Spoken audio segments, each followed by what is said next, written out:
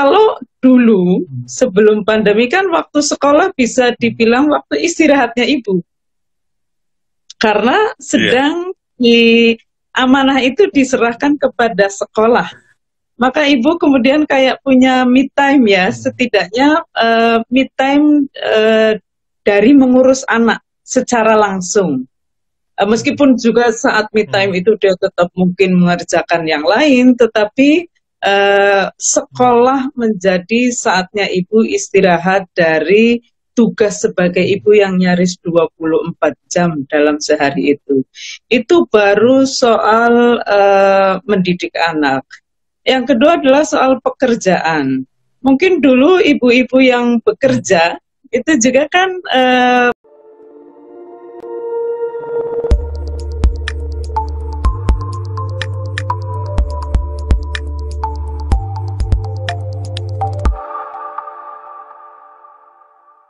Ya, alhamdulillah saya senang sekali ini diberi kesempatan untuk bisa berdiskusi, belajar, mengaji ke Ibu.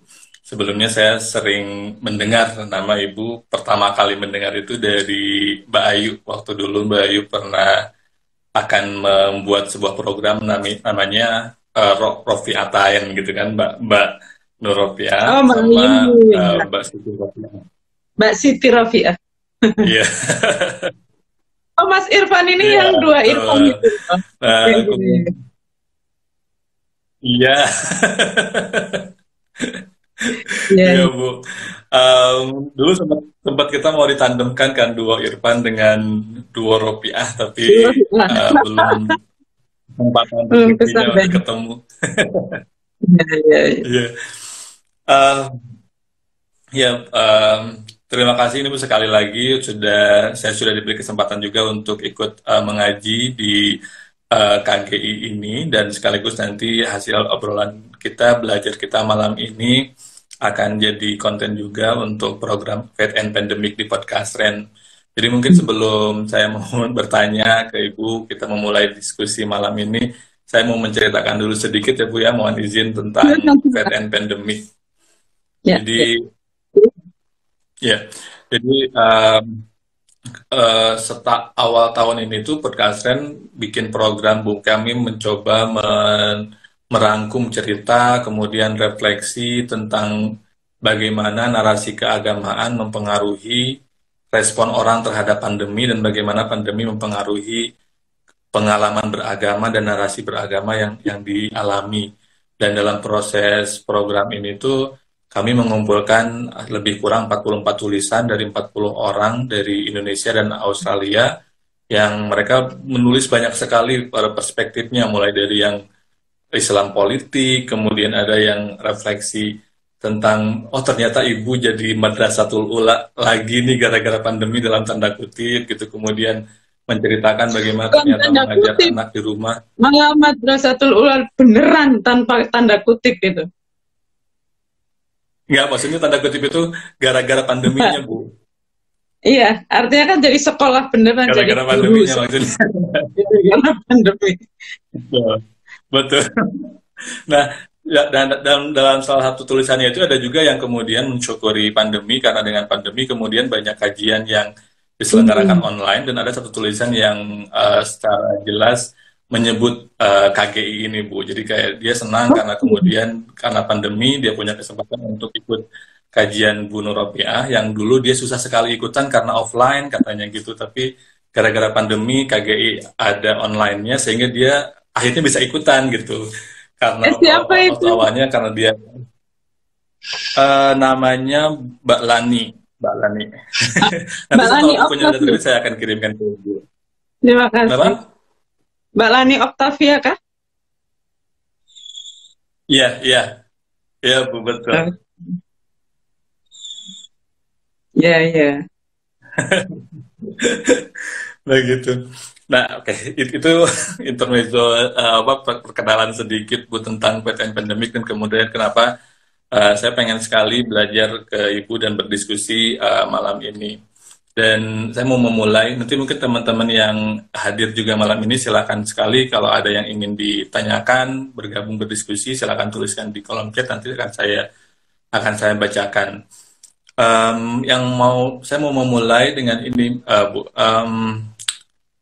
Kalau saya melihat gitu ya dari proses membaca tulisan yang masuk, kemudian membaca berita, ada yang kemudian meyakini bahwa perempuan menjadi pihak atau ya pihak yang paling terdampak gara-gara pandemi ini, yang paling merasakan dampak berat gitu dari pandemi. Nah, kalau dari pandangan Ibu sendiri gimana, Bu, soal argumen tersebut? Iya, jadi saya sendiri tidak pernah ya mengadakan penelitian secara langsung dampak pandemi itu pada laki-laki dan perempuan seperti apa, lalu membandingkan data yang ada. Tetapi dugaan saya memang betul itu. Hal-hal sederhana bisa menjadi indikasi ya Mas Irfan. Misalnya sekolah nih, kata itu yang saya Mas Irfan sebut madrasatul ula tanda kutip. Kalau saya kayaknya malah tadinya tanda kutip jadi hilang gitu karena ini ibu terutama yang punya anak usia ini ya sekolah dasar PAUD itu lalu SD itu kan kelihatan banget bagaimana dia harus mendampingi semua anaknya dengan segala problematika setiap mata pelajaran. Bayangkan kalau itu anaknya kelas 1 TK lalu kelas 2 lah, kelas 3, itu semua perlu pendampingan dan pada saat yang sama dia menjadi ustadzah pertama dan utama gitu. Jadi kayak yang sekolah itu ibunya gitu. Ibunya yang kemudian harus mendampingi semuanya. Itu artinya apa? Artinya ada perubahan selama pandemi itu.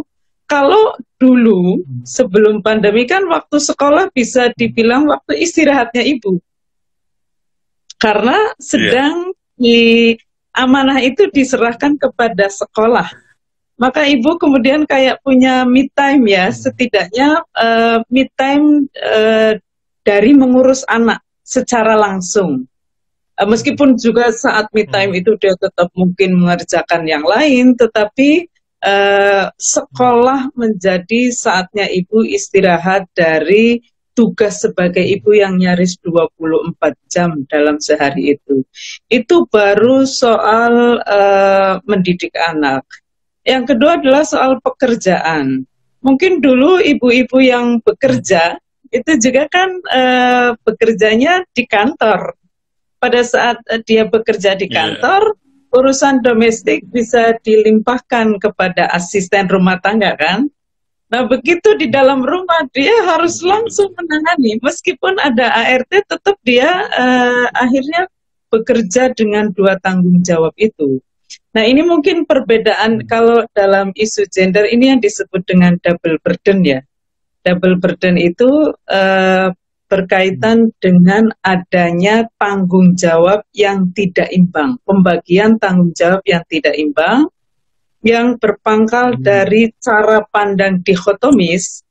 Ada ruang domestik yaitu rumah, ini menjadi tanggung jawab perempuan. Dan ada ruang publik di luar rumah yang itu menjadi tanggung jawab laki-laki.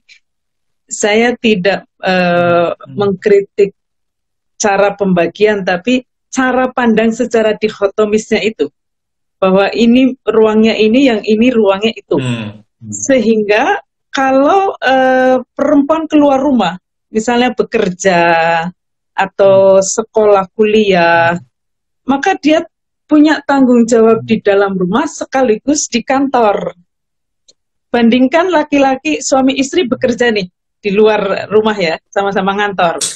Sebelum ke kantor suami santai aja, dia bisa yang benar-benar ngurusin dirinya, makanan disiapkan, segala sesuatu disiapkan sehingga dia ya sudah berangkat kerja, pulang kerja juga dia bisa istirahat gitu. Tanpa harus sibuk dengan urusan rumah. Kalau perempuan, suami istri berangkat kerja, istri sebelum berangkat memastikan urusan rumah beres, bekerja, setelah bekerja ke rumah nggak bisa langsung tiduran, nyiapin lagi, memastikan urusan domestik beres gitu. Yang lebih ini ekstrim lagi itu ya, selama pandemi ini Mas Irfan, kan banyak laki-laki yang kemudian kehilangan pekerjaan atau bekerjanya dari rumah. Ya, jadi ada yang kehilangan pekerjaan sehingga diem di rumah, ada juga yang kerjanya di rumah. Itu yang bisa, mungkin kalau kerjanya di rumah, lalu si istri memang tidak punya tanggung jawab di luar, mungkin agak enak nih pembagian kerjanya. Si suami fokus dengan pekerjaannya walaupun di rumah, lalu istri handle yang lain gitu, urusan rumah tangga.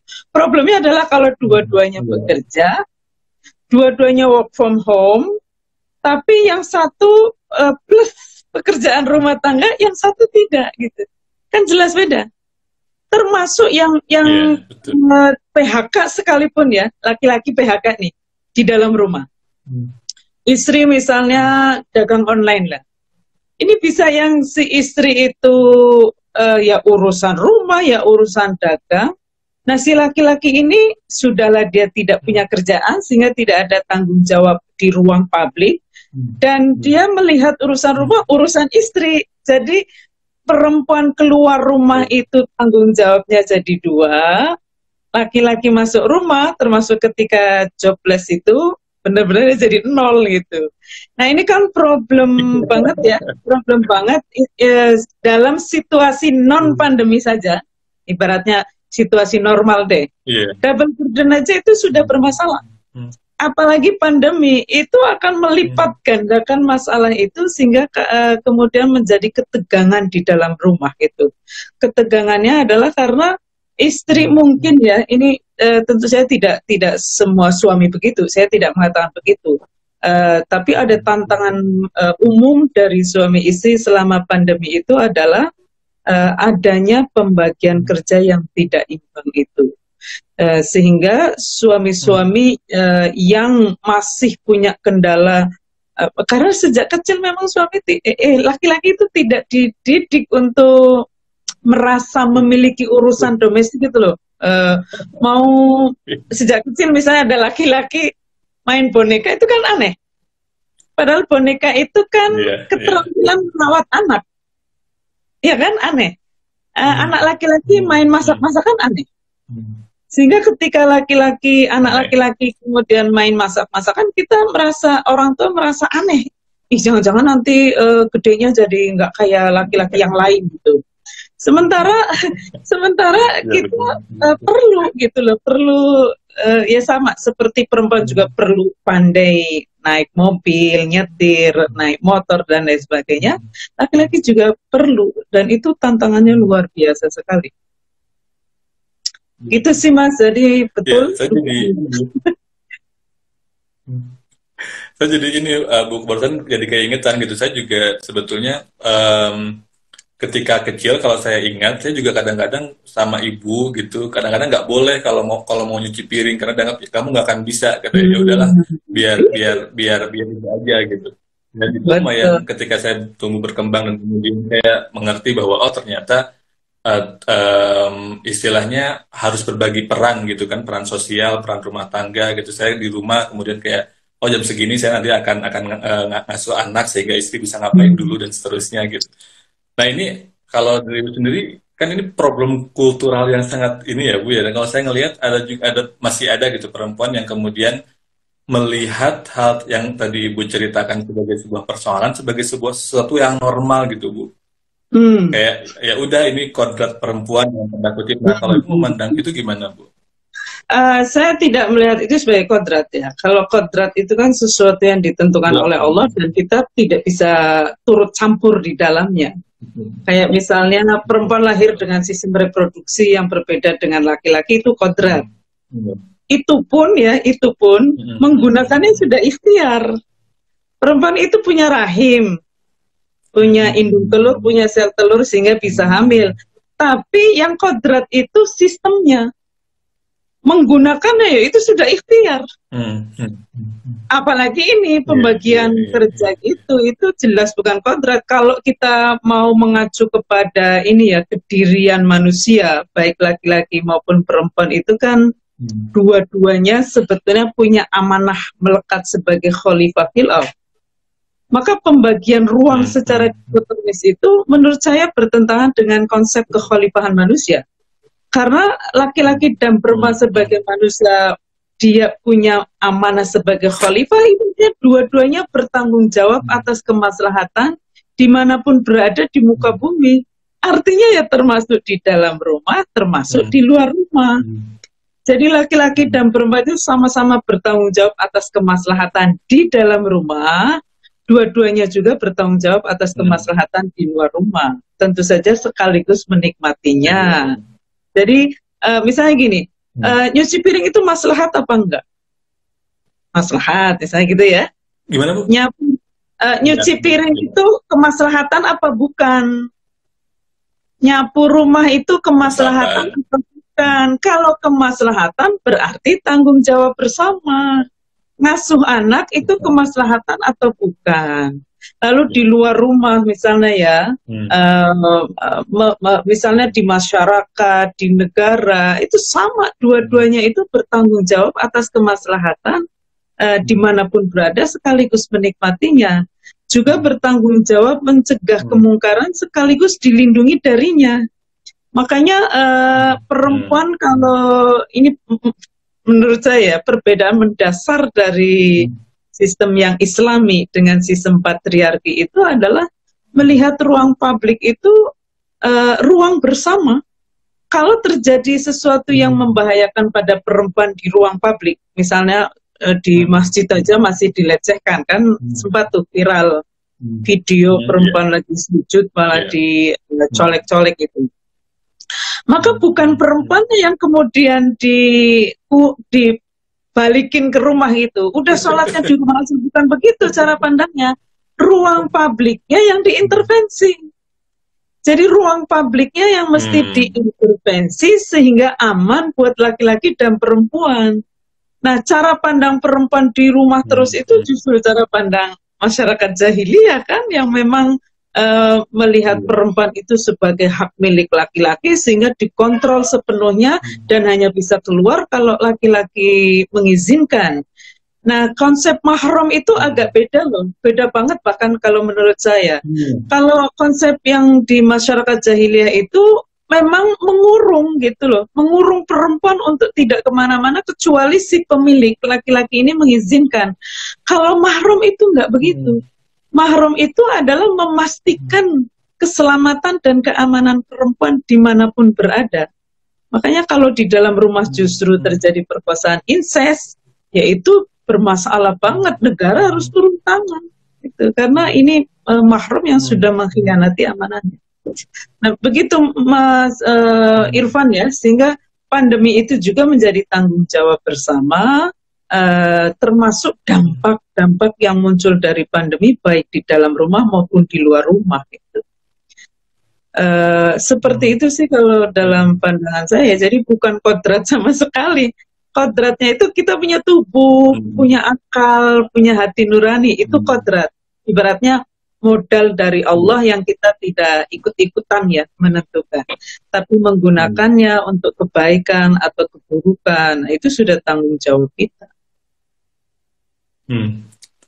Ya, ini menarik nih, saya belajar banyak dari soal tadi Ibu ceritakan soal konsep mahram, bahwa mahram ini kayak kesadaran bahwa kita punya pembatasan, yang pembatasan itu memastikan kita tidak berbuat kerusakan, tidak berbuat jahat gitu ya kepada siapapun, dan termasuk dalam konteks ini perempuan baik di ruang domestik maupun di ruang publik, begitu ya berarti ya? Betul. Ya, jadi jaminan keamanan kalau bahasa mudahnya. Mahram inti pesan dari konsep mahram itu sebenarnya adalah jaminan keamanan dan keselamatan. Kalau mahram itu justru membahayakan, ya yang punya otoritas lebih tinggi harus menangani mahram yang membahayakan ini. Makanya undang-undang PKDRT itu, penghapusan kekerasan dalam rumah tangga, itu adalah bisa dipahami sebagai negara itu mengambil alih fungsi mahram personal dengan mahram yang bersifat sistemik itu. Sehingga mahram personal itu si perempuan ya, termasuk di dalam rumah itu dilindungi oleh negara untuk tidak mengalami kezaliman yang justru dilakukan oleh mahram personal itu.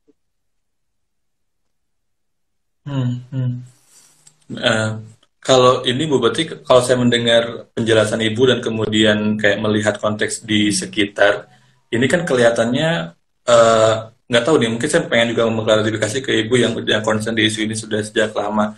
Apakah kondisi di Indonesia itu sebetulnya apakah secara gagasan kita sudah mulai lebih sadar tentang keadilan gender, tentang kesetaraan gender ini, terutama dalam konteks masyarakat Islam ya, Muslim terutama.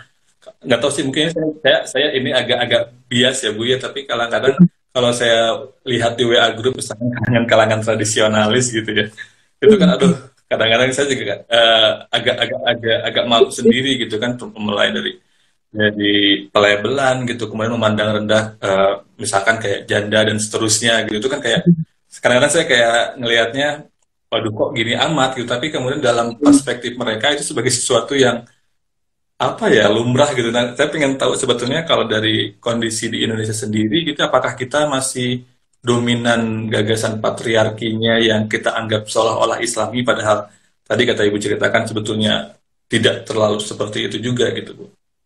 Iya, jadi ada dua persoalan ya, bahkan mungkin tiga ya, kalau bicara tentang kesadaran keadilan gender ini. Pertama, kita menyadari bahwa relasi yang tidak setara, baik menganggap perempuan sebagai objek, misalnya objek seksual, terutama istri sebagai objek seksual suami, atau perempuan secara umum dianggap sebagai objek sehingga rentan menjadi korban kekerasan seksual, maupun melihat perempuan sebagai subjek sekunder. Jadi dia bukan objek, dia manusia tapi sekunder, lebih rendah lah dari laki-laki secara kualitas. Ini sampai yang begini loh Mas ya, misalnya suami istri yang ideal itu seperti apa? Itu yang semua yang baik-baik, laki-laki itu harus lebih, sampai tinggi badannya itu. Tapi tinggi badannya itu yang ideal adalah lebih tinggi dari perempuan itu. Bayangkan loh, sampai tinggi badan. Itu udah terinternalisir berabad-abad lamanya loh, bukan hanya sekian puluh tahun yang lalu pandangan ini baru muncul. Itu berabad-abad lamanya, bahkan sebelum Islam datang gitu. Maka apa artinya alam bawah sadar kita memang mewarisi cara pandang yang meletakkan perempuan lebih rendah dari laki-laki, atau bahkan dia rendah gitu. Objek itu kan bukan lebih rendah, dia rendah. Nah, itu berarti kita semua, kalau saya sering mengatakan begini, kita semua sebetulnya lahir sebagai anak kandung sistem patriarki, anak kandung. Jadi lahir itu kita mendengar nilai, kemudian melihat contoh dari kecil sampai besar, mulai dari mainan saja. Tadi kita kan sudah melihat ya, bagaimana pembagian peran, lalu melihat ibu melayani ayah, tapi kok ayah nggak pernah melayani ibu, misalnya gitu. Itu kan terinternalisir banget itu.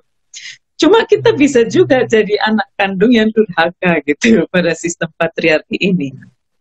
Dengan adil itu kan kita sebetulnya sedang berdurhaka kepada sistem patriarki, dan Islam itu mengajarkan durhaka pada sistem patriarki. Kalau kita lihat sejarahnya, bagaimana Islam itu bergerak ya, kita kan tahu nih. Jadi satu adalah sejarah panjang itu sehingga mewarnai alam bawah sadar kita. Alam bawah sadar kita itu termasuk saya yang bergerak di isu gender bertahun-tahun lamanya. Itu juga yang tidak otomatis selalu dalam setiap hal itu adil gender, belum tentu. Bagaimana yang belum mempelajari sama sekali, maka kita bisa kebayanglah betapa sistem berpikir, sistem bertutur, sistem pandangan dunianya itu sangat bias itu, karena tadi kita lahir sebagai anak kandung sistem patriarki itu, sehingga keinginan untuk menjadi durhaka itu kan butuh keberanian untuk durhaka pada sistem patriarki, karena artinya kita akan berhadapan dengan filosof misalnya ya. Jadi dalam sistem berpikir rasional saja Mas Irfan ya, itu kan sistem yang disebut berpikir rasional itu berpikir ala laki-laki. Kalau berpikir ala perempuan itu dianggap emosional karena tidak mengikuti standar laki-laki. Begitu juga berpikir ilmiah, objektif, itu sebetulnya juga berpikir ala ilmuwan laki-laki.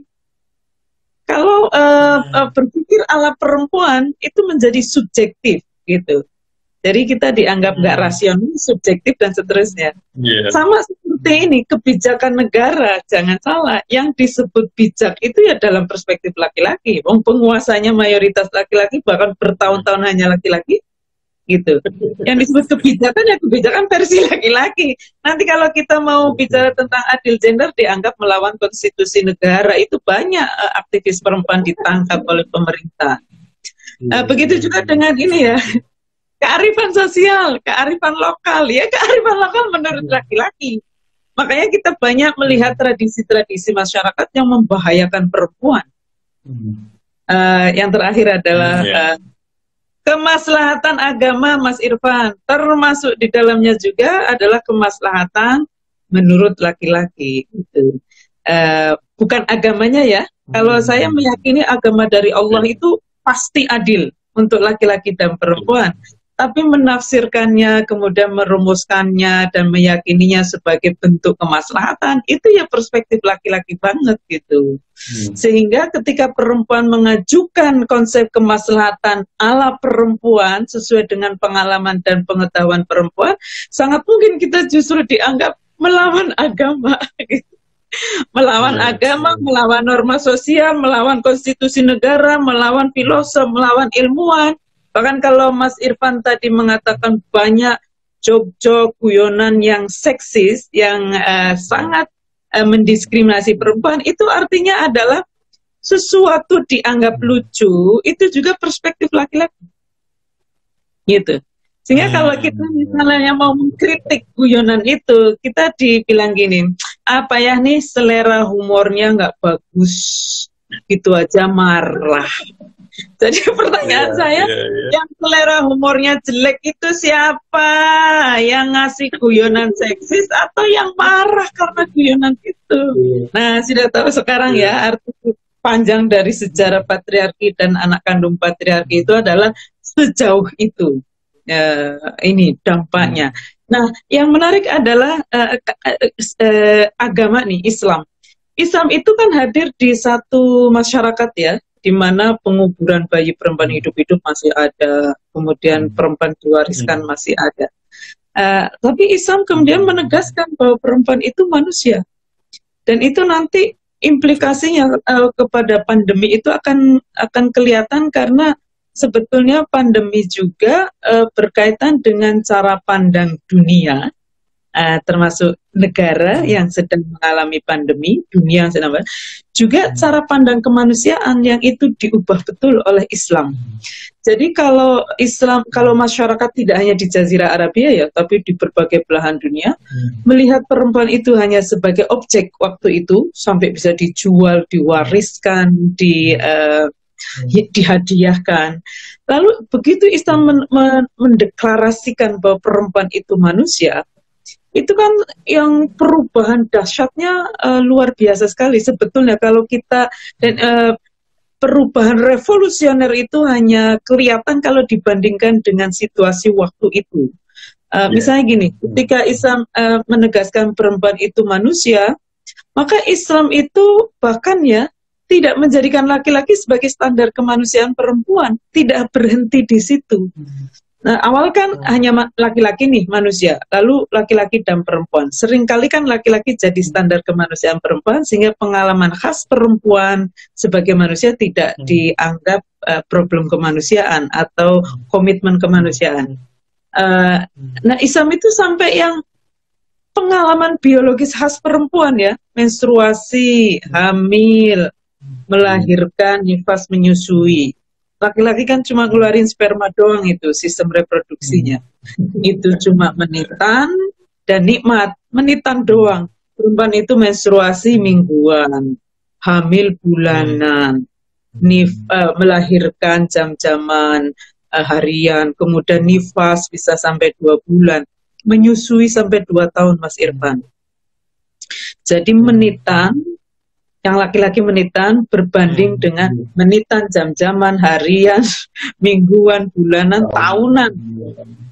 menita nikmat, ya laki-laki menita nikmat, perempuan itu ada sakit menstruasi itu. Lalu hamil, melahirkan, nifas dan menyusui disebut dengan kurhan, melelahkan, bahkan wahnan ala wahnin, sakit yang berlipat-lipat. Itu tuh diapresiasi oleh Islam gitu. Jadi nah selama 23 tahun itu kan memang bergerak dari objek menjadi subjek penuh gitu.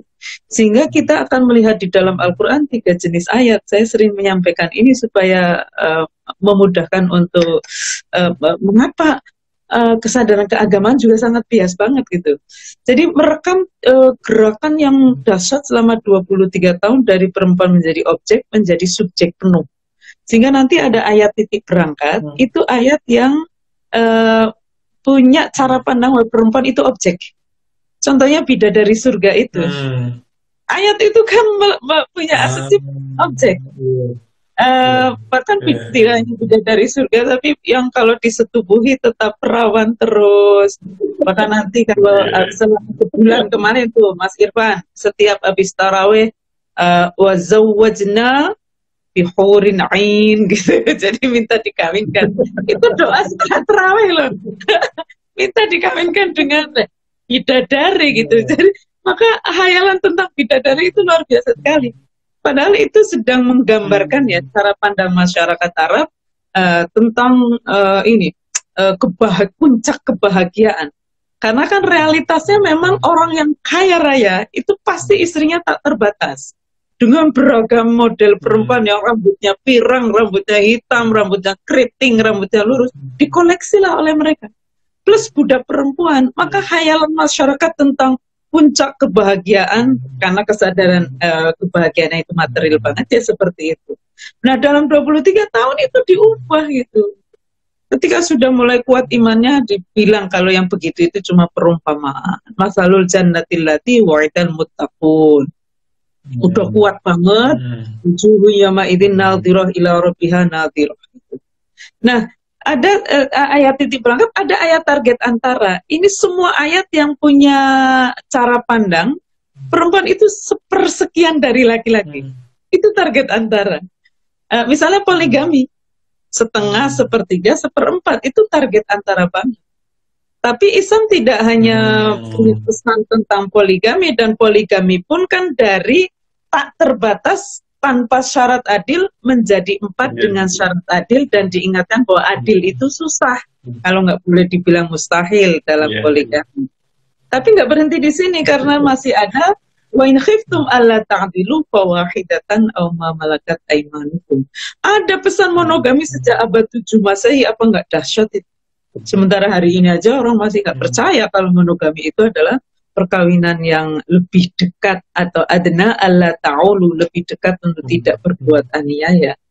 Nah, karenanya nanti jadi ada ayat tujuan final itu yang meletakkan laki-laki dan perempuan sebagai subjek penuh sistem kehidupan termasuk sistem perkawinan.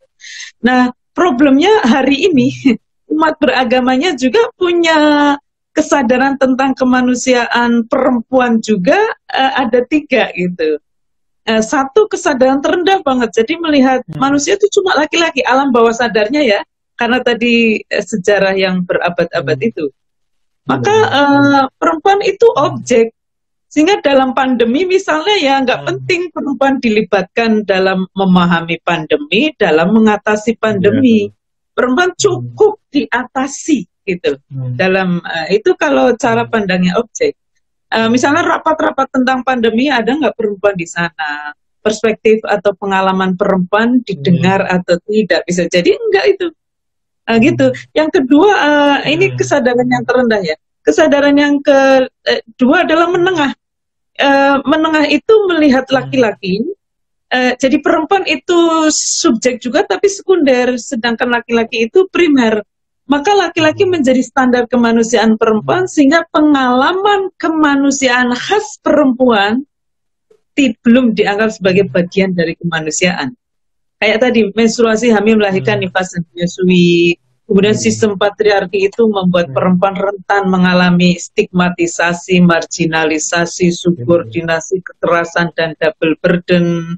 Itu kan rentan. Dan itu kalau mengalami ketidakadilan hanya karena menjadi perempuan, itu kan sebetulnya dolim banget gitu loh. Maka yang disebut dengan kalau dalam kesadaran menengah, yang penting bagi laki-laki itu maslahat, adil, bijak, arif, maka bagi perempuan dianggapnya pasti begitu, padahal belum tentu. Misalnya Mas Irfan ya, pengalaman punya istri dua sama nggak dengan pengalaman istri diduakan? Ya beda. Laki-laki maslahat ya, iya. Perempuan maslahat apa enggak? Sementara perkawinan di dalam Islam itu untuk kedua belah pihak kemaslahatannya. Makanya disebut target antara kan itu tadi. Disebut target antara. Nah, umat beragama yang tadi kesadaran tentang kemanusiaan perempuan di titik terendah, itu kecenderungannya akan merujuk kepada ayat titik berangkat. Karena sesuai dengan kesadaran. Nah, yang kesadarannya di titik tengah, itu kecenderungannya ke target antara.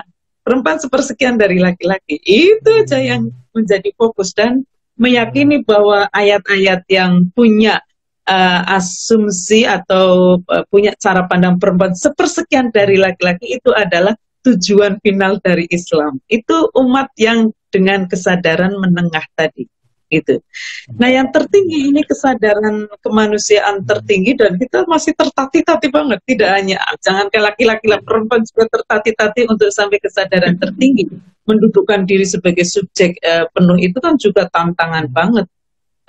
Itu meyakini begini. Jadi ada kalau tadi ya ada dua pengalaman kemanusiaan khas perempuan yang dikecualikan dalam kesadaran menengah. Pengalaman biologis itu terutama 5 ya, menstruasi, hamil, melahirkan, nifas, dan menyusui itu laki-laki memang nggak mengalaminya gitu. Karena nggak mengalaminya ya nggak tahu rasanya kayak apa itu ada kurhan, wahnan, alawanin, nggak tahu sama sekali, nggak pernah mengalami. Karena nggak tahu, kecenderungannya menganggap tidak ada. Karena menganggap tidak ada, lalu tidak mempertimbangkan. Padahal mereka itu mendominasi ruang pengambilan keputusan, kebijakan, kemaslahatan, kearifan, termasuk kebijakan terkait pandemi. Sangat mungkin laki-laki nggak terpikir gimana ya mengatasi perempuan, jadi menolong perempuan yang menstruasi, hamil, melahirkan, nifas, dan menyusui selama pandemi. Mungkin kalau tupoksinya begitu baru kepikir, tapi yang padahal ini kan bukan hanya tupoksi KPPPA misalnya, Kementerian Pemberdayaan Perempuan, ini tupoksi semuanya. Mestinya, karena ini bagian dari kemanusiaan. Nah, dalam kesadaran menengah ini memang ada kecenderungan untuk melihat pengalaman kemanusiaan adalah pengalaman yang dialami bersama oleh laki-laki dan perempuan. Padahal perempuan punya pengalaman khas yang laki-laki tidak punya, dan itu pengalaman sebagai manusia. Biologis 5, sosial 5, ini kerentanan yang harus diwaspadai betul. Jangan sampai perempuan mengalami stigmatisasi, marginalisasi, subordinasi, kekerasan, dan double burden hanya karena menjadi perempuan. Itu tidak adil gitu. Maka di kesadaran yang tertinggi itu, atau kesadaran kemanusiaan yang tertinggi adalah perempuan itu manusia sepenuhnya, dan cara menyikapi perempuan secara manusiawi itu adalah memastikan pengalaman biologisnya itu tidak makin sakit, karena kan sudah sakit, masa dibikin makin sakit. Yang kedua adalah meskipun laki-laki tidak mengalami, kayak kawin anak, laki-laki nikah usia anak ya secara tubuh nggak akan terjadi apa-apa, malah dia bisa menyalurkan hasrat seksualnya. Tapi perempuan akan hamil, melahirkan, nifas, dan menyusui, yang itu buat dewasa aja sudah burhan, bahkan wahnan ala wahnin, apalagi anak-anak gitu. Jadi itu perbedaan tuh signifikan banget loh, bukan ecek-ecek yang bisa diabaikan. Yang kedua adalah ini di kesadaran kemanusiaan tertinggi, menyikapi perempuan secara manusiawi adalah tidak melakukan sesuatu yang menyebabkan perempuan mengalami ketidakadilan, termasuk ketidakadilan hanya karena menjadi perempuan, yang 5 tadi itu paling tidak ya, stigmatisasi dan seterusnya. Sehingga dalam Islam yang di tangan umat yang punya kesadaran kemanusiaan tertinggi, itu akan cenderung kepada ayat-ayat tujuan final tadi, yang meletakkan laki-laki dan perempuan setara. Jadi problem yang sangat krusial sekali, tidak hanya dalam negara ya, tidak hanya dalam agama, tapi dalam masyarakat, keluarga, dan perkawinan itu adalah laki-laki tidak mengalami 2 pengalaman kemanusiaan khas perempuan ini. Secara biologis dan secara sosial. Laki-laki nggak akan mengalami stigmatisasi, marginalisasi, subordinasi, kekerasan, dan double burden hanya karena menjadi perempuan. Kan mereka laki-laki. Maka sangat mungkin karena nggak mengalami dua-duanya ini ya tidak tahu bagaimana sakitnya, bagaimana pedihnya, bagaimana nelongsoknya misalnya gitu ya. Terpuruknya, merasa kehilangan, bahkan mungkin ya bahkan kadang laki-laki justru menjadi pelaku itu, kayak kekerasan seksual ya, meskipun laki-laki juga bisa menjadi korban, bukan menyepelekan, tapi laki-laki menjadi korban kekerasan nggak akan hamil. Tapi kalau perempuan jadi korban, dia bisa hamil dan itu bisa seumur hidupnya loh. Anak itu akan hidup menyertai dia. Nah, sebagai pelaku misalnya gini, laki-laki sebagai pelaku kekerasan ya, tentu saja laki-laki mendapatkan manfaat dari tindakan kekerasan seksual itu. Perempuan kan nggak dapat sama sekali, bahkan itu membahayakan dirinya. Nah, pengalaman yang berbeda ini bisa jadi menyebabkan betapa susahnya RUU PKS itu diketok gitu. Karena kan tadi soal ini ya, itu juga mungkin soal empati, soal memahami pengalaman kemanusiaan lebih luas, tidak membatasi diri pada pengalaman laki-laki. Kalau saya melihat mengapa banyak negara yang dipimpin oleh perempuan itu justru banyak berhasil ya, atau bukan banyak berhasil, negara yang berhasil mengatasi pandemi itu kan banyak disinyalir justru perempuan. Nah itu mungkin ada kaitannya dengan ini, ada kaitannya dengan pengalaman biologis, di mana perempuan itu kenyang menghadapi penderitaan, sakit ya, merasakan rasa sakit, tidak nyaman sakit, tidak nyaman dalam posisi yang artinya secara tubuh dia memang dilatih untuk kuat itu. Wahnan ala wahnin loh itu. Coba aja kalau Mas Irfan mau coba bawa, seperti orang hamil gitu 9 bulan. Jangan dilepaskan tuh, kan ada tuh satu alat ya. Saya kalau tidak salah itu di Korea atau mana, mereka membuat itu, lalu laki-laki diminta untuk bawa itu sehari, yang beratnya sama dengan hamil 9 bulan, nyerah 1 hari, nyerah. Itu lama banget itu, dengan itu pun alat itu kan nggak mempengaruhi hormonnya, kalau hamil itu mempengaruhi banget. Jadi ada rasa ini ya, pedulilah dengan rasa sakit. Yang kedua adalah konstruk sosial tadi. Perempuan itu kan dididik oleh masyarakatnya untuk melayani, bukan dilayani oleh masyarakat ya. Saya tidak mengeneralisasi laki-laki itu tidak ada yang bisa melayani, bukan itu. Tetapi konstruk sosial itu membuat perempuan secara biologis tadi ya, dia itu memang selama menyusui aja sudah merawat kan. Lalu konstruk sosial yang meletakkan perempuan untuk melayani itu, barangkali itu kemudian melatih perempuan untuk, kalau perempuan sampai bisa jadi pemimpin, itu kan berarti ada leadership yang bagus.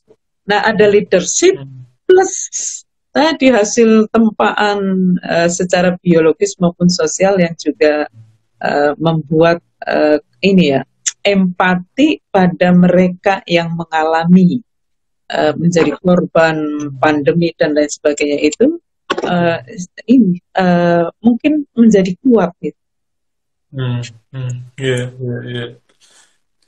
Wah, ini eh, saya ini banget, Mbak, atau Mbak, apa namanya, em, merasa tercerahkan banget. Jadi saya mau cerita juga, Bu, sebetulnya saya pertama kali apa ya terbangun kesadaran soal gender ini karena melihat di lingkungan, kemudian ada saudara perempuan yang dia menikah, kemudian kebetulan dapat suami yang ya tadi itu berpandangan yang titik tolak awal banget, yang melihat Hmm. perempuan hanya sebagai objek. Dan kemudian pada waktu itu saya kemudian kayak mendevelop kok kayak gini banget gitu, tapi saya nggak sampai mendalami banget.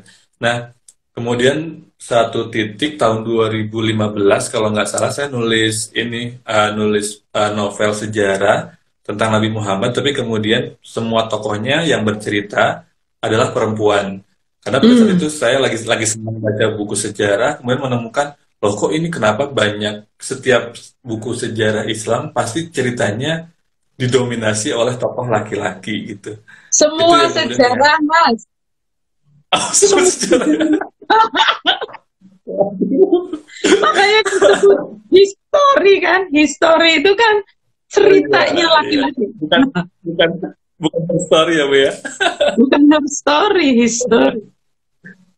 Iya, iya. Ini nggak, Bu, kalau misalkan begitu, ada kemungkinan nggak bahwa kemudian setelah Rasul wafat, apa yang kemudian yang sudah direvolusikan gitu, nilai-nilai keadilan gender itu kemudian menjadi terdisrupsi atau apa ya namanya ya, jadi kayak ada berkurang secara kesadaran gitu di antara masyarakat Muslim. Eh, Entah mungkin karena ada pengaruh kultur patriarki atau alam bawah sadar patriarki dari pemimpin-pemimpin yang Hmm. kebetulan karena kita beragama Islam dan membicarakan komunitas kita gitu istilahnya. Hmm. Apakah begitu, Bu, atau itu hanya Banget Mas yang kalau lihat sejarah hadis ya, periwayatannya. Itu kalau dibandingkan dengan masa sahabat, jumlah hmm, perawi perempuan nih, masa sahabat, generasi tabi'in, generasi hmm, tabi'in, itu kecenderungannya menurun drastis. Menurun drastis. ah, Itu artinya adalah merefleksikan ya, bahwa secara umum pada masa Nabi itu memang perempuan ini banget ya, apa ya, hmm, kayak yang itu kan terlibat. masa apa, mereka itu sampai Umar kan, sahabat Umar itu mengatakan begini, wallahi inna kunna fil jahiliyyati ma na'uddu lin nisa'i syai'an gitu, hatta anzalallahu fihinna. Jadi Hmm, beliau itu sampai mengatakan eh aku sama gitu. Kurang lebih artinya begini, demi Tuhan kami selama masa jahiliyah itu benar-benar nggak memperhitungkan perempuan. Mana hmm, udulin nisa'i syai'an. Pokoknya nggak menghitung mereka sama sekali. Nggak ada. Dianggap nggak ada gitu. hmm, Nggak gerakan kalau bahasa Jawa itu. Hatta anzalallahu fihinna. Jadi Allah, sampai Allah itu terus-menerus menurunkan wahyu dan menyebut-nyebut mereka terus gitu. Itu kalau dilihat memang dalam hmm, Al-Quran itu dahsyat sekali ya. Perempuan hmm, itu terus disebut dalam keluarga, dalam macam-macam itu. hmm, Bahkan kalau kita sudah menyadari ya, punya kesadaran penuh, perempuan itu manusia, itu semua ayat itu tentang perempuan. Tidak hanya yang menggunakan kata Anissa, yang hmm, menggunakan kata Anas, ya perempuan juga ada di situ. hmm, hmm, Menggunakan kata insan, ya ada perempuan juga di situ. hmm, Jadi ayat gender itu bukan hanya ayat yang menyebut rojul, nisa, itu bukan. Ya, yang menyebut al-mu'minun itu kan ada perempuan di situ. hmm, Karena dalam bahasa hmm, Arab itu kan kalau jamak mudzakkar itu bisa berarti atau melingkupi laki-laki dan perempuan. Kalau jamak muannas hmm, baru muannas. Kalau mudzakkar kan bisa laki-laki dan perempuan. Maka jangan terjebak nih dengan kerangka bahasa Arab yang sangat maskulin sekali. Nah, tentu hmm, saja mereka hambatannya lebih kuat lagi ya. Mereka dalam arti masyarakat generasi kedua pasca pasca Rasulullah wafat itu dahsyat sekali, karena pertikaian politik kan kencang banget itu. Iya. Sampai jenazah Nabi 3 hari nggak ada yang ngurus. Itu yang berarti ketegangannya itu luar biasa.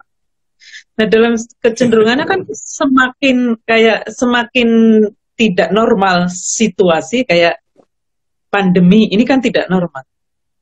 Itu semakin kemanusiaan perempuan ya semakin terpinggirkan gitu. Yang harus kita sadari itu adalah pada masa Rasulullah pun sebetulnya adalah itu pergulatan. Pergulatannya itu dahsyat sekali kalau kita melihat sejarahnya ya. Sehingga hati-hati ketika mengajak, mari kembali ke masa Rasulullah, mari. Tapi masa yang mana nih? Karena kan ada banyak yang lagi dikoreksi justru. Kalau kembalinya pada tim yang sudah dikoreksi, ya bahaya banget itu namanya kembali. Kadang-kadang kan semangat kita kembali ke masa Rasul. Terlalu semangat akhirnya kembalinya ke masa sebelumnya gitu loh, Mas. Saking semangat tuh kembali loncat gitu, hanya kejauhan loncatnya. Nah, contoh saja ya, contoh sederhana nih tentang menstruasi. Masyarakat waktu itu kan ada 2 tradisi yang menistakan perempuan ya. Satu itu mengusir perempuan, jadi perempuan kalau sedang menstruasi itu diasingkan gitu. Dikeluarkan dari kabilahnya, disendirikan. Ada yang di gua kalau memang daerahnya gua ya. Dan ini tidak hanya di Jazirah Arabia. Bahkan sampai hari ini itu masih ada di Nepal. Itu masih ada begini tradisi. Karena dianggap sebagai kutukan Tuhan dan untuk meminimalisir dampak buruk dari kutukan itu, lalu dikurunglah si perempuan ini. Karenanya ketika ayat itu ayat tentang menstruasi ya, ini dahsyat sekali nih. Ayat tentang menstruasi yang dialami oleh perempuan, tapi petunjuknya justru untuk suami laki-laki. Wa yas'alunaka 'anil mahid qul huwa adza. Si bapak-bapak ini pernah nanya, ini menstruasi itu apa kok pada digitukan caranya memperlakukan. Mereka kan kesadaran kritisnya tumbuh setelah ada ajaran yang harus memanusiakan manusia termasuk perempuan. Ada 2 ya, sebentar sebelum saya menjelaskan ayat ini. Yang kedua adalah tetap menyetubuhi perempuan walaupun sedang menstruasi. Ini yang masyarakat yang ada di situ tuh ada 2 ini. Nah, ketika ditanyakan apa itu menstruasi, qul huwa adza. Adza itu sesuatu yang bisa menimbulkan rasa sakit. Kalau sebelumnya kan sesuatu yang berbahaya, itu kutukan, itu pokoknya merendahkan gitulah, kotor dan lain sebagainya. Nah, disebut adza itu sesuatu yang bisa menimbulkan rasa sakit. Dan itu bukan penyakit. Kayak dicubit itu kan sakit, tapi cubitan kan bukan penyakit. Ma'ruf wa maghfiratun khairum min shadaqati yatba'uha adza. Nah, itu tuh. Jadi ketika disebut sesuatu yang bisa menyakitkan, itu Al-Quran sedang mengubah cara pandang bahwa perempuan yang menstruasi itu sedang sakit loh, diajak cara pandang yang empatik. Nah, ini petunjuknya untuk bapak-bapak justru fa'tazilun nisaa fil mahid. Tinggalkan istri ketika sedang menstruasi, maksudnya jangan dia diusir, kalian yang menjauh gitu. Si istri ini jangan dikeluarkan, jangan diasingkan. Kalian menjauh biar mereka mengatasi rasa sakitnya. Wala taqrabuhunna hatta yatun, dan jangan dekati untuk hubungan seksual. Mendekati yang lainnya untuk mijet, untuk membantu ya boleh, tapi jangan hubungan seksual. Nanti kalau sudah selesai baru. Tapi yang menarik itu innallaha yuhibbut tawwabina. Sesungguhnya Allah mencintai orang yang taubat. Taubat itu kan melakukan kesalahan. Kalau hubungannya dengan menstruasi apa? Ya cara pandang yang buruk dan sikap yang buruk pada perempuan yang menstruasi. Itu arti taubat. Jadi kan dahsyat sekali kalau menghubungkan pengalaman biologis perempuan yang tadinya dianggap menjijikkan, berbahaya, lalu sikap seperti dianggap yang keliru dan harus taubat gitu. Itu dahsyat loh kalau kita lihat ininya. Sehingga Aisyah banyak sekali, Aisyah radhiyallahu anha itu kan banyak menceritakan protes dia atas riwayat hadis yang mengandung cara pandang negatif pada perempuan yang menstruasi. Karena masyarakat kan juga terus punya pandangan begitu, meskipun sudah masuk Islam tidak otomatis lalu dengan sendirinya paham semua ajaran Islam. Misalnya tetap melarang perempuan, perempuan menstruasi minum dari gelas yang sama. Kan Aisyah mengatakan dia minum lalu Rasulullah minum di bekas dia pada dia sedang menstruasi. Cuma di lagu Aisyah kok jadi hilang ya semangat protesnya ini. Kan di lirik Aisyah itu jadinya romantisme, cinta doang itu loh. Padahal ini lagi protes kok terhadap tradisi pada perempuan menstruasi. Bukan hanya soal romantis ya, Rasulullah minum dari gelas. Bukan hanya itu lagi protes pada perilaku buruk terhadap ini. Nah, mungkin itu yang termasuk hamil, melahirkan, nifas dan menyusui itu kalimatnya mewasiatkan loh. Allah wawasainal insana biwalidahi, Allah mewasiatkan pada seluruh manusia tentang dua orang tuanya. Ibunya itu hamil itu ummuhu wahnan ala wahnin, sakit di atas sakit. Wa fisoluhu fi amaini, menyapi setelah 2 tahun itu untuk apa? Bersyukur padaku dan berterima kasih pada 2 orang tua. 2 orang tua tapi yang disebut pengalamannya itu ibu. Maka ini juga cara pandang yang mengubah, Islam sedang mengubah cara pandang untuk melihat pengalaman biologis khas perempuan hamil, melahirkan, nifas dan menyusui yang semula menjadi alasan untuk merendahkan kemanusiaan perempuan diubah menjadi alasan untuk berterima kasih kepada perempuan sebagai ibu kehidupan. Apa nggak dahsyat itu Mas Irfan? Mestinya yang begini ini ya, cara berterima kasihnya negara pada perempuan, warga negara perempuan sebagai ibu bangsa, ya dengan memastikan pengalaman hamil, melahirkan, nifas dan menyusui itu semakin nyaman, termasuk selama pandemi gitu loh Mas Irfan. Termasuk selama pandemi. Karena selama pandemi ini banyak ibu hamil yang nggak bisa ke puskesmas, mestinya ada sistem jemput bola. Ada yang akhirnya tidak bisa mengakses alat kontrasepsi, akhirnya pada hamil lagi. Karena nggak mungkin dia tidak bisa bilang tidak pada suaminya, tapi ketika menggunakan alat kontrasepsi, dia nggak bisa bilang tidak, tapi dilindungi dengan alat kontrasepsi, tidak terjadi kehamilan. Nah, yang begini ini kan gimana ya, saya tuh kadang-kadang memaklumi juga laki-laki itu tidak tahu gitu, nggak ngalamin gitu. Tapi kalau dibiarkan nggak tahu, ya bahaya juga gitu. Sedangkan menceritakan pengalaman khas perempuan biologis maupun sosial tadi, itu kan masih dianggap tabu. Karena masih dianggap sebagai urusannya perempuan yang hanya pantas dibicarakan antara perempuan. Loh, kalau begini terus ya semakin laki-laki nggak tahu. Kalau nggak tahu ya semakin nggak dipertimbangkan sebagai kemaslahatan keluarga, masyarakat, kebijakan negara, kearifan sosial, kemaslahatan agama. Maka harus diceritakan. Nah, pemimpin perempuan itu Mas Irfan, nggak usah diceritai. Mereka mengalami. Sehingga dengan sendirinya mengintegrasikan dalam kebijakan, termasuk dalam mengatasi pandemi. Kepikiranlah itu ibu-ibu negara, bukan ibu negara istrinya bapak negara ya.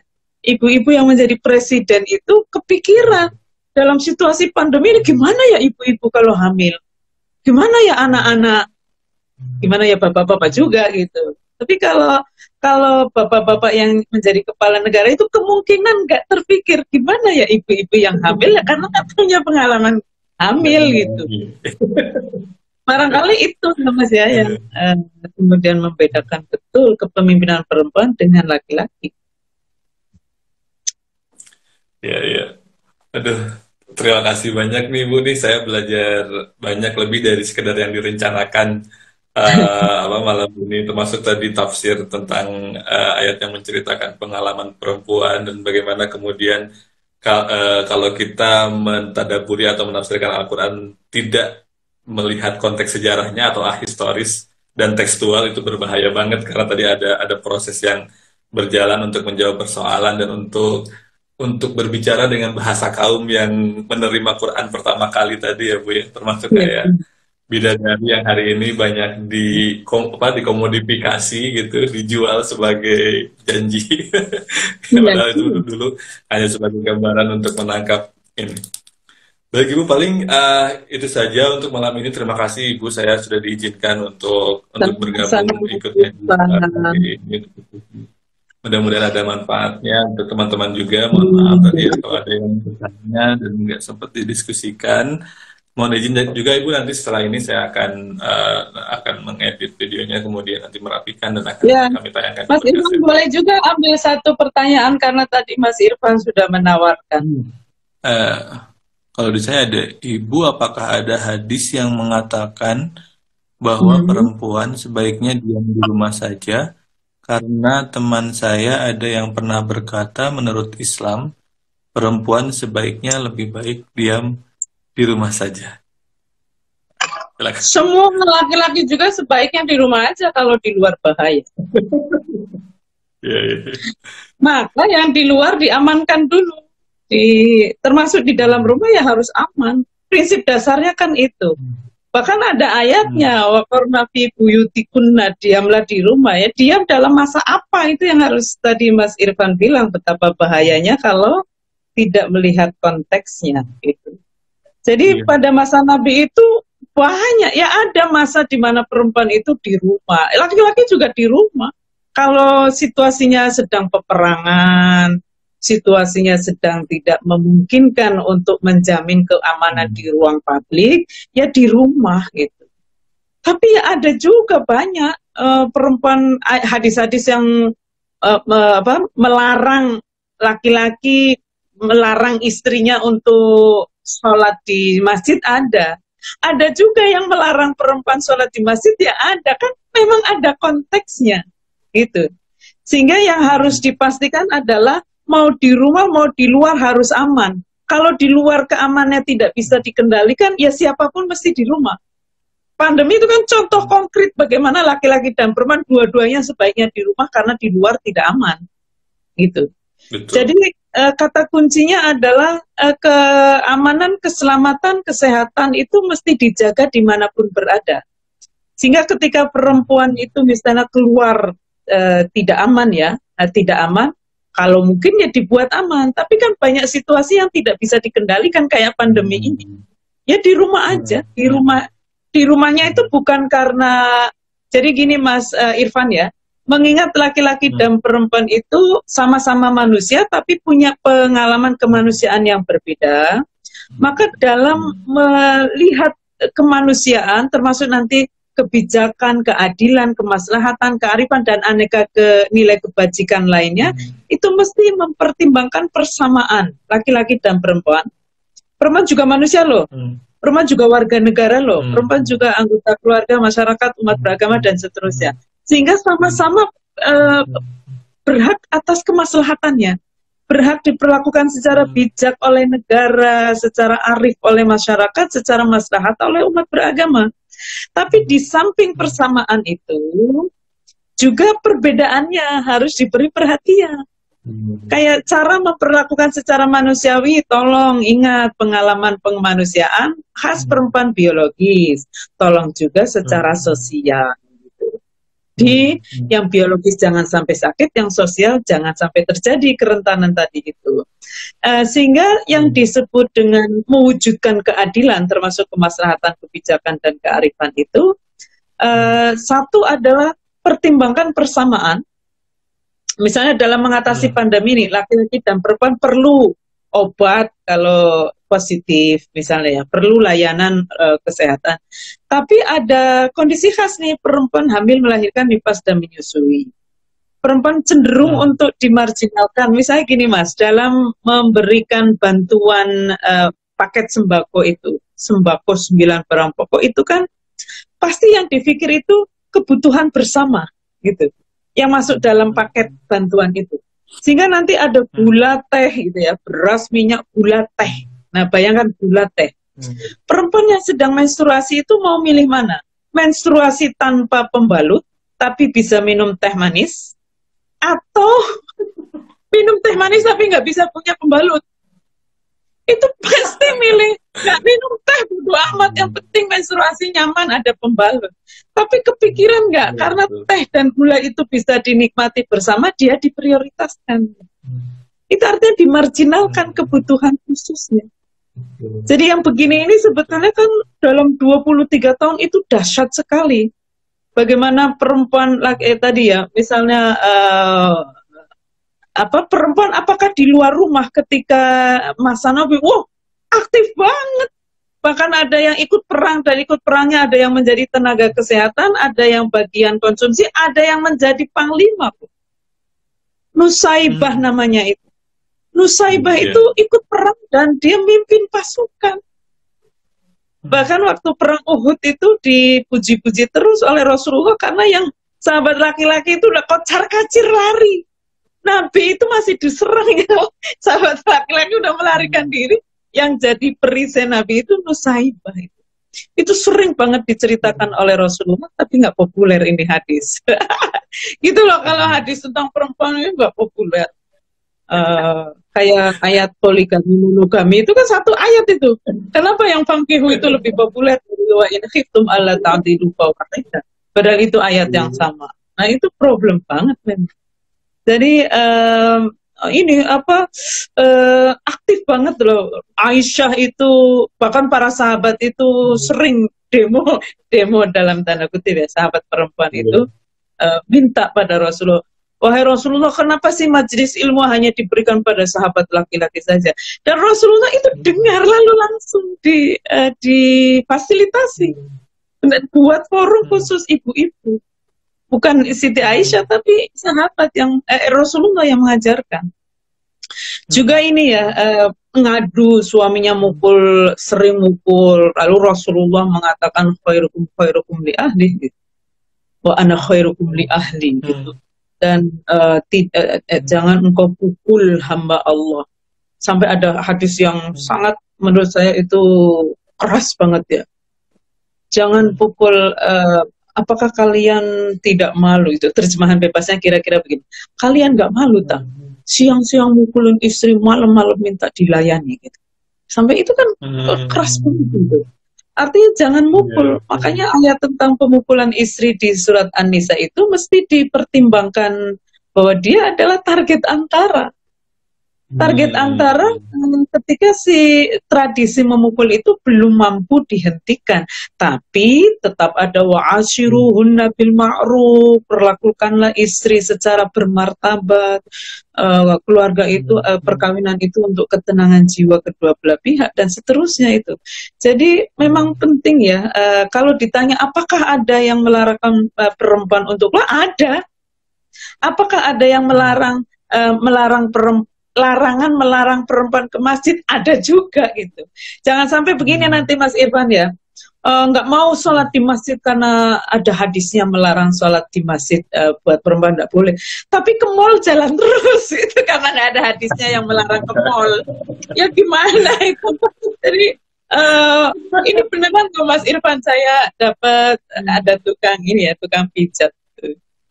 Dia mijat sambil mengatakan nggak mau dia sholat di masjid karena dilarang oleh Rasulullah.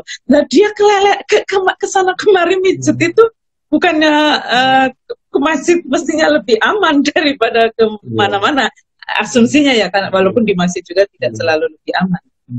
Jadi itu kalau keluar dari konteksnya memang bisa yang 180 derajat berbeda dengan maksud yang dikehendaki oleh sebuah hadis. Atau melihat ini ya, kalau saya sih gimana ya caranya melihat Islam itu sebagai sebuah sistem yang di situ ada misi, ada fondasi moral, dan ada petunjuk praktis gitu. Sehingga petunjuk praktis ini nggak boleh bertentangan dengan misi dan fondasi moral kalau dipahami di masa yang lain. Nah yang kedua sebagai sistem. Sistem itu tadi bergerak terus-menerus dari sistem yang dolim, perkawinan dan lain sebagainya ya, menuju sistem yang menjadi anugerah bagi semua pihak. Jadi kalau ciri dari sistem yang dolim adalah dia menjadi anugerah, tapi buat yang kuat saja. Sementara bagi du'afa dan mustad'afin itu musibah. Nah berislam itu berproses terus-menerus mengubah sistem yang kayak tadi menjadi sistem yang menjadi rahmatan lil alamin. dia menjadi anugerah bagi semua pihak, karena yang kuat dan lemah itu sama-sama hanya tunduk pada Allah dengan tunduk pada nilai kebaikan bersama itu. Sehingga di dalam sistem yang Islami, kekuatan dalam bentuk apapun adalah amanah untuk memberdayakan doa, bukan jadi memberdayakan, bukan memperdaya. Kalau memperdaya itu yang dolim itu. Sehingga di sistem yang Islam itu nggak ada mustadafin, tuh nggak ada, karena dua-duanya kerjasama. Gitu. Itu sih Mas, jadi berproses terus-menerus. Sampai hari ini berislam itu adalah pembuktian, jadi berserah diri sepenuhnya pada Allah itu mesti dibuktikan dengan mewujudkan kemaslahatan pada sesama manusia, bahkan sesama makhluk. Mungkin itu sih. Ya, jadi kalau tadi saya menyimpulkan, yang lebih penting malah bukan menafsirkan hadisnya secara tekstual, tapi selain secara kontekstual juga melihat konteks ruang publiknya ya, apakah aman ataukah tidak, apakah masih mungkin untuk diupayakan keamanan, ataukah mungkin perlu cara lain untuk diam di rumah dulu seperti saat pandemi. Betul. Prinsipnya adalah bergerak tadi itu. Bergerak menuju situasi yang itu baik untuk semua pihak dan baik pada perempuan itu, artinya jangan abaikan pengalaman biologis dan sosialnya. Jadi kadang-kadang laki-laki dan perempuan itu sebetulnya perlu disikapi sama atau tidak? Biasanya ada pertanyaan begitu ya. Untuk adil itu harus diperlakukan sama atau tidak? Maka jawabannya adalah sama pada pengalaman yang sama dan beda pada pengalaman yang beda. Tapi perlakuan yang berbeda itu bukan dengan semangat diskriminasi, tapi dengan semangat memastikan perempuan bisa mendapatkan kemaslahatan.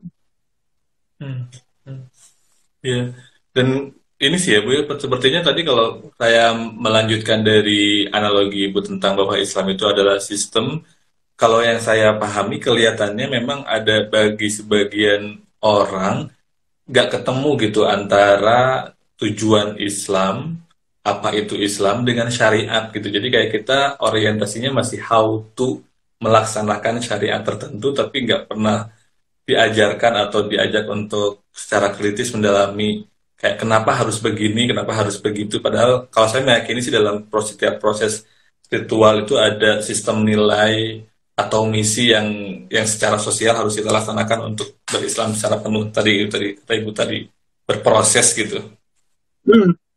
Itu kalau saya mungkin ada hubungannya juga ya dengan karena Allah untuk Allah gitu.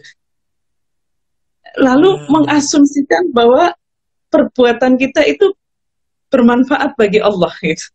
Terus kalau kita nggak berbuat, Allah marah.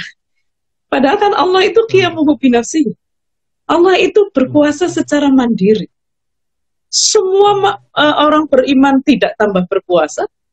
Semua orang kafir, semua manusia kafir misalnya, ya tidak berkurang kekuasaannya. Itu kan arti qiyamuhu binafsihi. Sehingga beriman kepada Allah itu justru pembuktiannya adalah berbuat baik dengan makhluknya. Jadi dampak baik dari komitmen keimanan itu mesti pada makhluknya. Man amana billahi wal yaumil akhir falyaqul khairan aw liyasmut. Coba berkata benar atau diem daripada nyakitin. Ini loh arti beriman, pembuktian iman. Ini iman yang mengubah peradaban, itu iman yang seperti ini. Tapi kalau apa-apa karena Allah lalu kayak disorientasi gitu ya. Malah kayak yang Allah itu akan marah kalau tidak disembah gitu. Allah itu jadi berkurang kekuasaan, itu malah berbahaya. Kayak takwa ya, takwa inna akramakum indallahi atqakum itu sebenarnya komitmen tauhid yang melahirkan atau dibuktikan dengan mewujudkan kemaslahatan pada sesama makhluknya. Karena kan tadi status manusia hanya hamba Allah dan dia punya amanah sebagai khalifah fil ardh. Maka benar-benar hanya menghamba kepada Allah itu dibuktikannya dengan mewujudkan kemaslahatan. Benar-benar beriman kepada Allah sebagai satu-satunya Tuhan, ya dibuktikan juga dengan perbuatan baik atau amal soleh pada sesama makhluknya. Ini iman, jadi takwa itu hubungan baik dengan Allah yang melahirkan hubungan baik dengan sesama makhluknya. Makanya tanda orang bertakwa adil. Ya'dilu huwa aqrabu littaqwa. Bukan adil kepada Allah, adil pada makhluknya. Kan Gus Dur bilang jangan Tuhan itu nggak perlu dibela. Ngapain manusia membela Tuhan yang maha segala-galanya? Yang dibela itu adalah hambanya yang jadi korban ketidakadilan. Begitu cara membela Allah, membela atas namanya. Jadi memang menarik ini untuk merefleksikan banyak hal dalam Islam itu. Termasuk barangkali ini ya Bu ya, termasuk i'dilu wa aqrabu taqwa itu adil dengan berperspektif gender juga, sehingga bisa peka dan empati terhadap segala perbedaan kebutuhan, perbedaan pengalaman dan segala konsekuensi dari itu ya Bu. Iya, sebenarnya tidak hanya perempuan ya, tapi du'afa dan mustad'afin gitu. Jadi siapapun yang berada dalam posisi lemah atau rentan, itu kan tidak hanya perempuan, anak, lansia, difabel, kemudian orang miskin, kelompok minoritas, itu mesti diberi perhatian khusus supaya tidak menjadikan kelompok kuat sebagai standar tunggal keadilan bagi mereka. Masa orang kaya mau dijadikan standar keadilan orang miskin, ya kepontal-pontel nanti yang miskin. Orang sehat bagi orang sakit, ya kepontel-pontel yang sakit. Orang nggak hamil bagi orang hamil, ya kepontel-pontel. Ya. Baik, ini kalau saya lihat tidak ada lagi pertanyaan. Ada yang selain itu memohon untuk videonya nanti dimunculkan di feed. Kemudian tadi juga ada Mbak Siti Rofiah juga bercerita tentang baru selesai riset soal pengalaman reproduksi perempuan di masa pandemi. Nanti mungkin setelah ini saya akan coba WA ya, untuk tanya-tanya nih lebih lanjut. Iya, tuh Mbak Rofiah. Dia punya bayi. Terima kasih banyak Bu. Sama-sama. Iya Mbak Rofiah punya balita. Pasti dahsyat itu. Terima kasih Mas Irfan. Terima kasih podcast. Terima kasih Bu. Trend. Terima kasih. Monggo silakan ditutup kalau memang sudah selesai. Ya. Terima kasih teman-teman juga. Terima kasih. Ya. Baik, terima kasih Ibu atas diskusi, atas materi ilmu yang diberikan malam ini. Saya belajar banyak sekali, lebih dari yang tadi saya ceritakan, lebih dari pertanyaan yang ingin saya tanyakan, lebih dari ekspektasi yang saya pikir akan saya dapatkan dari pertanyaan yang sudah saya siapkan. Tapi alhamdulillah dengan materi-materi tersebut, insya Allah rekaman live ini akan muncul juga di feed-nya Ngaji KGI, dan juga nanti akan muncul insya Allah di podcast. Terima kasih teman-teman yang sudah hadir. Terima kasih Ibu sekali lagi. Saya tutup.